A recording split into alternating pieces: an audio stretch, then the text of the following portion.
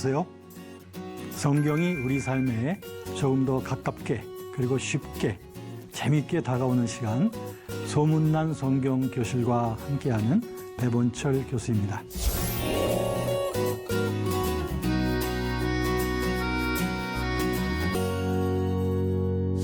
여러분, 지난 시간에 저희들은 이단을 어떻게 분별할 것인가에 대해서 살펴보았습니다. 우리 교회사의 여러 사건들을 우리가 알게 될 때 우리가 지나간 그 이단들의 유형들을 분별하게 되고, 이를 통해서 오늘날 우리 주변에 있는 이단들을 잘 분석하고 또 분별, 대처할 수 있는 그런 지혜를 얻게 된다는 것, 그것이 지난번 우리 시청자 여러분과 함께 나눴던 내용이었습니다. 자, 오늘 저는 여러분과 함께 기독교 교리에 있어서 정말로 중요하다고 하는 그 삼위일체론에 대해서 살펴보려고 합니다. 굉장히 중요한 삼위일체 교리, 이제 여러분과 함께 나누도록 하겠습니다. 특별히 삼위일체 교리는 기독교 신앙의 그러한 중심이 되기 때문에 매우 중요하다, 이렇게 생각합니다.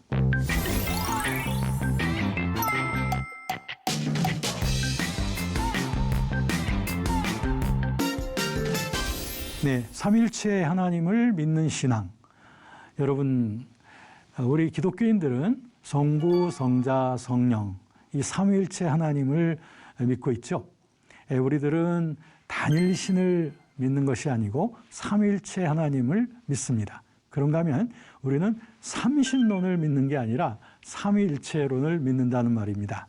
여러분, 제 말이 어떤 말인지 잘 이해가 안 되시죠? 이제 하나하나 제가 좀 설명을 드리도록 하겠는데요. 오늘 이 수업의 그 중요한 점은 무엇이냐면, 우리가 삼위일체 하나님에 대한 신앙이 잘못되면 여러 가지 이단설로 빠지게 된다라고 하는 것에 매우 강조점이 있습니다.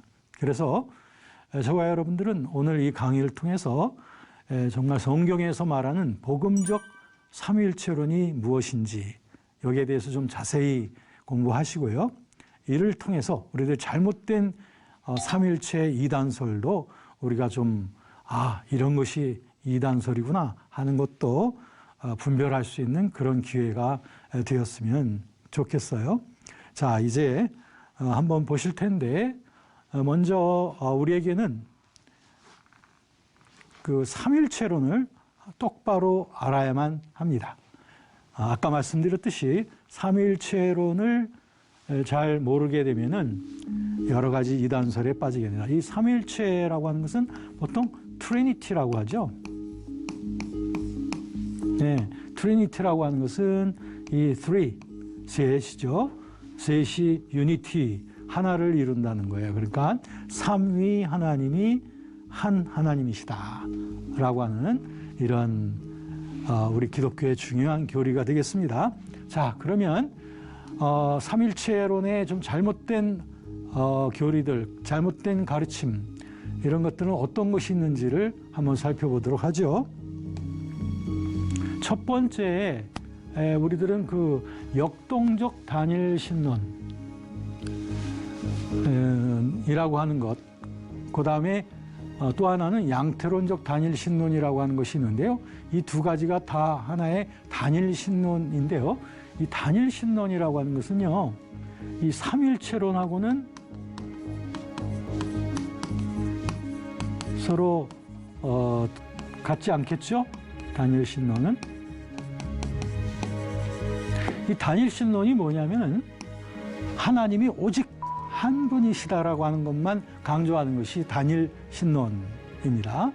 아까 말씀드렸습니다. 우리는 이런 삼신론이 아닙니다. 그런가 하면 이런 단일신론도 아니고, 우리의 삼위일체 하나님은 교리는 바로 삼위, 성부, 성자, 성령 하나님이 한 하나님이시다 라고 하는 삼위일체론입니다. 자, 그러면 역동적 단일신론과 양태론적 단일신론이라는 이 두 가지 단일신론이 있는데, 그 중에 첫 번째가 이 역동적 단일신론입니다. 자, 이게 무슨 말이냐? 오늘 그 요한복음 14장 16절부터 17절에 보면 예수님께서 말씀하시기를 내가 아버지께 구하겠으니 그가 또 다른 보혜사를, 자, 여기에서 우리는 삼위일체 하나님을 분명히 볼 수 있죠.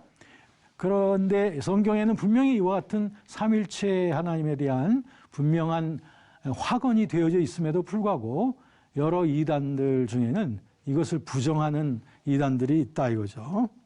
자, 그러면 아까 말씀드린 대로 다니엘 신론, 이건 모나키아니즘이라고 하는데 두 개가 있다고 그랬죠. 역동적 다니엘 신론, 양태론적 다니엘 신론. 다니엘 신론이 뭐냐? 다시 한번 정리한다면 하나님은 한 분이라는 것은 강조하지만 삼위일체성은 부인하는 거예요. 삼위는 부인하는 거. 성부, 성자, 성령 삼위 하나님은 부인하는 그런 이론이나 가르침을 다니엘 신론이라 한다. 자, 그중에 역동적 다니엘 신론, 이 다이나미스틱 모나키아니즘을 하는데 어렵지 않습니다. 이 역동적이라고 하는 것은 다이나믹하다, 즉 힘이 불어넣어졌다라고 하는 거예요. 이건 무슨 말이냐? 예수님은 원래 완전한 인간으로서 태어나시고 자라나셨다가 나중에 세례 요한에게 요단강에서 세례받을 때, 그때 여러분 아시죠? 비둘기처럼 성령을 받았다고 하는 성경의 내용이 있죠. 그때 예수께서 그 하나님 되심, 즉 신성을 그때 부여받아서 하나님처럼 되셨다. 그렇기 때문에 원래부터 예수님은 인간이었지 원래부터 하나님은 아니었다라고 하는 그런 설입니다.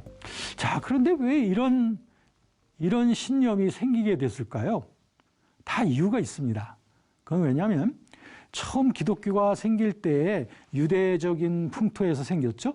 처음 예수님을 믿기 시작한 사람들도 우선 유대인들 가운데서 생겼습니다. 그렇다면 유대인들 가운데 예수님의 나심과 자라남, 이런 생애 성장 과정을 지켜본 사람들도 많이 있을 거예요. 요셉의 아들, 목수의 아들이고 가난하게 자라나셨고 이런 것들을 보았기 때문에 예수는 원래부터 인간이었다라고 하는 것이 아마 그 주변에 있었던 사람들의 자연스러운 예수님에 대한 이해였을 겁니다. 그러다가 예수님이 신성을 받았다 이거죠. 그러니까 결국에는 하나님이 되시긴 했지만 원래는 인간이었다. 이게 바로 역동적 다니엘 신론입니다. 왜 역동적이라고 했을까요? 그것은 예수님에게 역동적으로 성령이 임했다. 신성이 능력으로 임했다라고 해서 역동적 다니엘 신론이다. 이렇게 말하거든요. 자, 그러면 역동적 다니엘 신론은 예수님의 인간성을 강조하는 그런 다니엘 신론이다. 이렇게 말씀드릴 수 있습니다. 자, 그러면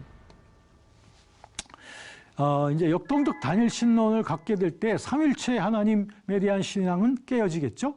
그리고 역동적 다니엘 신론을 갖게 되면 결국 예수님이 완전한 하나님이라고 하는 것을 부정하게 되는 그런 일들이 많이 있습니다. 오늘날도 우리 주변에 보면 예수를 언급은 하지만, 기독교인들 가운데서도 예수 그리스도를 언급은 하지만 예수님을 완전한 하나님으로 인정하지 않는 그러한 이단들도 있습니다. 우리 주변에 보면은 그런 예수님의 신성을 완전히 인정하지 않는, 그러니까 예수님도 인간의 하나로서 우리와 같은 사람인데 종교적인 천재였었고 하나님으로부터 인정을 받아서 신성을 부여받은 존재다. 이런 그 잘못된 신학이나 잘못된 교리를 가르치는 그런 이단들이 주변에 있으니 이런 것을 잘 분별하셔야 됩니다. 두 번째는 양태론적 다니엘 신론입니다. 양태론적이라고 하는 것은 아까 그 모나키아니즘이라는 건 다니엘 신론인데 아까는 역동적 다이나미스틱이라고 그랬죠. 이번에는 양태론적 모달리스틱, 모두만 바뀌었다는 거예요. 이건 무슨 말이냐면 원래부터 하나님은 원래 한 분인데 하나님은 한 분인 그 하나님이 그냥 모양만 좀 바뀌었을 뿐이다. 모양만 바뀌었을 뿐이지 하나님은 그냥 한 분일 뿐이다. 삼위 하나님이 아니라. 자, 이런 것도 또 하나의 단일 신론인데 아까 거하고는 좀 다르죠. 아까 것은 예수는 완전한 인간이다로부터 시작을 했단 말이에요.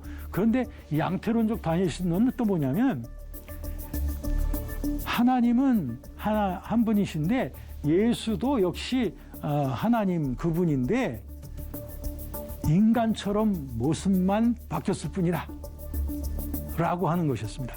자, 이런 이론은 누가 어디에서 또 얘기를 하게 됐냐면 기독교가 처음 자라나게 될 때에 그리스 로마 문화권 속으로 이제 접촉이 되어질 때 그 당시에 영지주의라고 아시죠? 이 영지주의자들은 모든 영적인 것, 정신적인 것들은 선하다고 보았고 물질적이거나 육체적인 것들은 죄된 것, 악한 것이라고 봤어요. 이런 이원론을 갖고 있었단 말이죠. 그렇기 때문에 영지주의자들 가운데서 이제 기독교인들이 생기게 되었는데 그런 영지주의 기독교인들은 생각하기를 예수 그리스도가 우리 인간의 죄를 사하고 구원을 하려면 예수 그리스도는 완전한 선하신 분이어야 되는데 완전한 영적인 분이어야 되는데 예수가 십자가에서 죽으시고 뭐 부활하시고 했던 것은 예수님의 육체 아닙니까? 그러니까 영지주의자들은 예수님의 육체성을 인정을 해서는 안 됐던 거예요. 왜냐하면 영지주의자들에 있어서는 예수님이 육체를 입었다고 하는 순간 벌써 예수님은 그럼 죄와 악을 예수님도 갖고 계셨다? 그렇다면 어떻게 인간의 죄를 속할 수가 있는가? 인간의 죄를 용서하려면 완전히 선하셔야 되는데 그러려면 예수는 육체가 돼서는 안 된다 라고 해서 영지주의자들은 예수님도 완전한 영이라고만 말했어요. 그러니까 예수님이 육체로 활동했던 것은 그건 진짜 육체가 아니라 육체를 입은 것처럼 보였을 뿐이지 그거는 하나의 환영 같은 환상 같은 그런 것이었다라고 보면서 이 영지주의자들은 이 양태론을 말했던 겁니다. 한 하나님이 예수님처럼 보였을 뿐이다. 자, 이걸 갖다가 양태론적 단일 신론이라고 하는데 이걸 좀 더 간단하게는 양태론이라고도 말합니다. 자, 이제 양태론적 단일 신론을 우리들이 만약에 갖게 된다면 어떤 커다란 어려움에 봉착하게 되면 예수 그리스도의 성육신 사건을 부정하게 됩니다. 그죠? 예수님이 육체로 오셔서 우리의 구원을 이루셨다고 하는 것을 부정하게 되는 거죠. 왜? 영지주의적인 그런 예수는 오직 영이었다. 오직 모양만 바뀌었을 것이다. 이렇게 말하게 되면 예수님의 성육신을 부정하게 되니 이것은 기독론에 있어서 큰 문제가 됩니다. 자, 보십시오. 요한일서 4장에 보면 적그리스도의 영에 대해서 설명을 하는데 뭐냐면 예수를 시인하지 아니하는 영마다 하나님께 속한 것이 아니다. 또 그리스도께서 육체로 오신 것을 시인하면 하나님께 속한 거지만 그걸 시인하지 않으면 예수님께서 육체로 성육신 하셨다는 것을 인정하지 아니하면 그것은 적그리스도의 영이다 라고 말했는데 그렇기 때문에 우리가 이런 양태론에 빠지게 되면 예수 그리스도의 성육신을 인정하지 않는 예수님의 죽으심, 부활하심 이런 것들을 육체적으로 이루셨다는 것을 부정하는 이런 심각한 기독론적 오류에 빠지게 되죠. 자, 그러면 그 다음에 또 한 가지 삼위일체론에서 탈선하게 된 그런 그 삼위일체론이 있어요. 이거는 아까 두 가지는 단일 신론이었는데 요거는 이제 삼위일체론은 삼위일체론이에요. 그런데 이건 종속적 삼위일체론입니다. 자, 이게 뭔 말이냐면은 삼위일체론은 삼위일체론인데 이 삼위일체론은 이런 식으로 표현하는 거예요. 자, 이건 성부, 성자, 성령 이런 식으로 이거 성부가 가장 크고 근원적이고 성자는 그걸 통해서 나타나고 이 성령은 가장 저급한 것이다. 이런 식으로 표현하는 거죠. 이게 종속적이죠. 어떻게 계급이 되어져 있는 이러한 그 삼위일체론은 주로 어디에서 말하기 시작했냐면 그 고대교회 때 이제 고대교회와 중세를 거쳐가면서 교회가 이제 동방교회와 서방교회로 나눠지게 되거든요. 동방교회가 오늘날의 정교회이고 이제 서방교회가 오늘날의 가톨릭교회 그리고 개신교회하고의 그런 계보가 되는데요. 동방과 서방으로 나눠질 당시에 커다란 교리적인 논쟁이 있었는데 그 중에 하나가 이런 그 삼일체론과 관계되어진 논쟁이 있었습니다. 그때 이 동방교회에서는 이런 그 종속적인 삼일체론을 말했어요. 왜냐하면 동방교회에서는 이 성부를 가장 우월한 것으로 표현하는 그런 삼일체론을 갖고 있었기 때문이에요.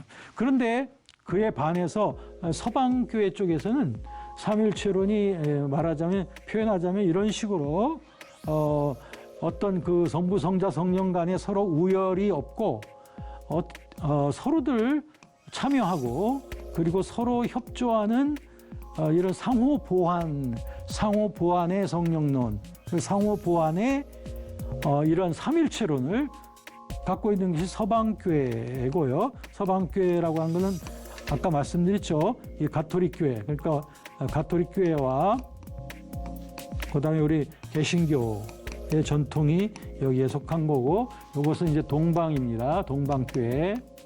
그래서 이 서방교회의 이런 상호 충만의 삼일체론과 동방교회의 종속적인 삼일체론은 서로 차이가 나게 되는 거예요.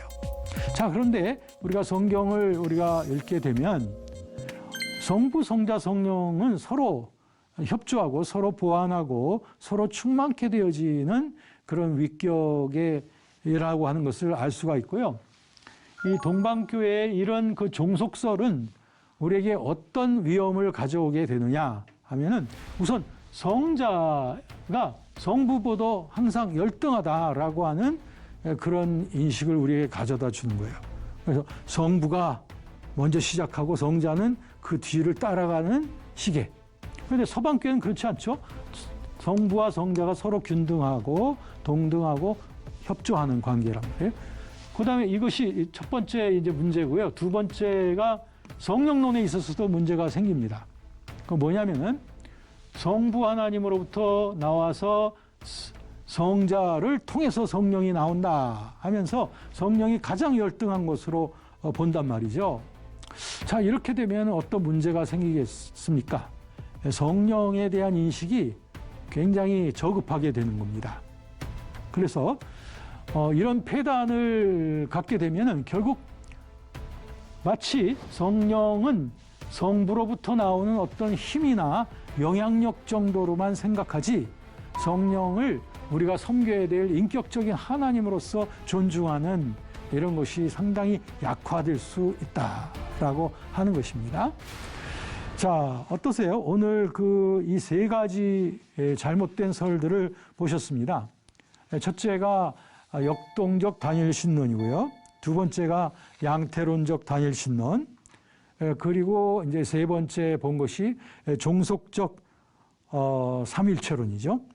이렇게 세 가지에는 다들 그 건강한 삼일체론 하나님 신앙을 해서 위배되는 그런 여러 가지 해로운 이단설들이 나올 수 있다라고 하는 것을 보았습니다. 자, 그러면 이제 좀 정리를 해봐야 되겠는데요. 자, 성경적인 정신을 갖고 있는 삼일체론을 이제 복음적 삼일체론이라고 말합니다. 우리는 신구약 전체를 통하여 삼일체론의 아주 건강한 복음적인 설명을 보게 되는데요. 아까 제가 표현한 대로 성부, 성자, 성령은 서로 어느 위격이 앞서거나 뒤서는 것도 아니고 어느 위격이 더 우세하고 열세한 것이 아니라 서로 균등하며 그리고 서로 충만의 관계 속에 있다 이겁니다. 성부와 성자 그리고 성자와 성령은 서로들 보완하고 충만하는 관계 속에 있다라고 하는 겁니다. 그렇기 때문에 우리의 기독교 신앙에 있어서 이 성부, 성자, 성령 하나님이 서로 따로따로 활동한다고 하게 되면은 결국에는 이 삼신론으로 빠져가게 됩니다. 성부, 성자, 성령이 서로 관련이 없다고 보는 거죠. 그러면은 이 삼신론이라고 하는 것은 결국엔 다신론의 전형이라고도 말할 수 있습니다. 삼신론의 신앙에 빠지게 되면 결국엔 다신론으로 빠지게 된단 말이에요. 그러니까 이것은 기독교적 신론이 절대 아니다. 그 다음에 아까 지적한 대로 이 단일 신론, 오직 하나님은 오직 하나다라고 하는 데만 우리가 빠지게 되면 역동적 단일 신론이나 양태론적 단일 신론 중에 어느 한 가지로 또 기울어지게 되니 이것은 올바른 그런 삼일체론이 아니다라고 하는 것을 알게 됩니다. 자, 그러면 복음적 삼위일체론은 다음 같은 이 세 가지가 아니라는 거예요. 첫째, 역동적 단일신론이 아닙니다. 그러므로 복음적 삼일체론에서는 예수의 인성뿐 아니라 예수님의 신성까지도 다 확보되어지는 거예요. 아시다시피 예수 그리스도는 인성만으로도 구성된 것이 아니라 또 신성만으로 구성된 것이 아니죠. 예수 그리스도는 신인양성. 자, 예수님은 이 신성과 인성이 함께 결합이 되어 있습니다. 그런데 역동적 단일신론에 의하면 이게 인성이라고 하시고 이게 신성이라고 해보세요. 그럼 예수 그리스도 역동적 단일신론에서는 예수님의 인성에 매우 강조점을 두고 있죠. 그죠? 아까 유대인들이 생각했던 그 예수 그리스도의 인간성. 그런가 하면 양태론적 단일신론에서는 그 반대로 예수님의 신성만을 강조하면서 예수님이 인간처럼 보였을 뿐이다 라고 이렇게 설명하고 있단 말이죠. 그러니까 예수님은 이 인성만도 아니고 신성만도 아니고 신인양성이 예수님의 한 인격 속에 잘 조화를 이루면서 결합되어 있다라고 하는 것이 이게 기독론의 올바른 정식이거든요. 그래서 복음적 삼일체론에서는 이 두 가지가 결코 아니란 말이에요. 그래서 예수 그리스도의 그리스도의 신성과 인성 전체를 다 보존하는 삼위일체론이 복음적 삼위일체론이 되겠고요. 그 다음에 복음적 삼위일체론이란 종속적 삼위일체론도 아니다. 즉 성부 하나님이 가장 크고 그 다음이 성자고 그 다음이 성령이다 라고 하는 식으로 우열을 세우는 그런 삼위일체론이 절대 아니다라고 하는 것입니다. 자, 이제 우리가 우리 실제 우리 적용점에 있어서 생각을 해보실 때 말이죠. 복음적인 삼위일체론을 가지고 우리가 성령론을 다루게 된다면 그때 우리들은 성령의 위격을 굉장히 우리들이 존중하게 됨으로 인하여 성령이 어떤 바람이나 불이나 어떤 그런 능력 그런 차원이 아니라 성령은 하나님 그분으로서 우리 안에 오셔서 우리를 진리 가운데로 인도하시는 하나님 그분으로서 존중받아야 되실 분이시고 살아계시고 역사하시는 분인데 그분은 인격적으로 우리와 교제하기 원하시는 분이라고 하는 것. 즉 성령의 그 인격성을 우리가 강조함에 있어서 이 복음적 삼위일체론은 굉장히 중요하다. 이것을 말씀드렸고요. 그 다음에 예수 그리스도의 육체로 오심. 즉 예수 그리스도가 영에서 영으로만 활동했다면 우리 인간의 구원사와 아무 관련이 없을 거예요. 그런데 하나님이신 예수께서 인간으로 성육신하셔서 인간처럼 우리의 고난을 받으시고 그리고 십자가와 그 부활을 그리고 승천에 이르기까지 자신의 육체로서 감당하셨다고 하는 것. 이것이 굉장히 중요한 기독론에 있어서의 중요한 핵심이 되겠습니다. 만약 저와 여러분들 주변에 이러한 예수 그리스도의 성육신을 부정하는 그러한 그 이단들이 있을 수 있습니다. 그래서 예수는 그냥 영이라고 생각하고 이런 그 잘못된 이단들을 우리가 분별을 해야 되고요. 그러므로 저와 여러분들은 예수 그리스도의 성육신으로 인하여 우리 죄 문제를 그분의 몸으로서 담당하셨고, 또한 그리스도께서는 또한 자신의 몸으로서 우리의 부활의 주인이 되셔서 우리에게 역사하고 계시는 분이시라고 하는 것, 이 삼일체의 건강한 기독교 교리를 우리가 잘 보존하고 이것을 자랑스럽게 고백하는 것, 이것이 우리 기독교 신앙에 있어서 매우 중요한 일이라고 생각합니다. 여러분, 유익한 시간 되셨습니까?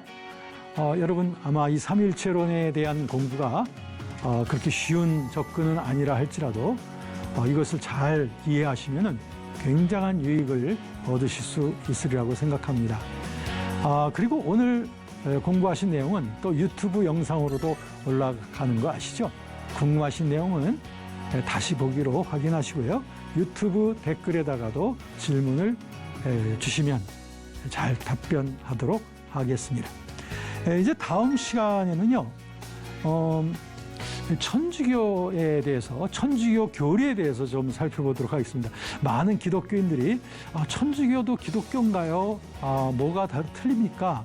라고 하는 것에 대해서 굉장히 궁금해 하시기 때문에 다음 시간에는 천주교 교리에 대해서 다루도록 하겠습니다. 여러분, 행복한 시간 되시고 다음 시간에 또 뵙겠습니다.